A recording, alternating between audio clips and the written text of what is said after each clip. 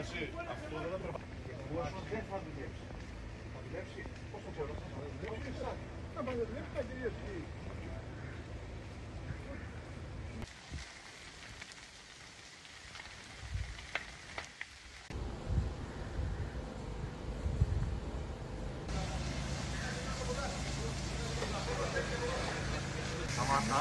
Αν κάνει ένα φρά τώρα, θα τα πήρε όλα αυτά.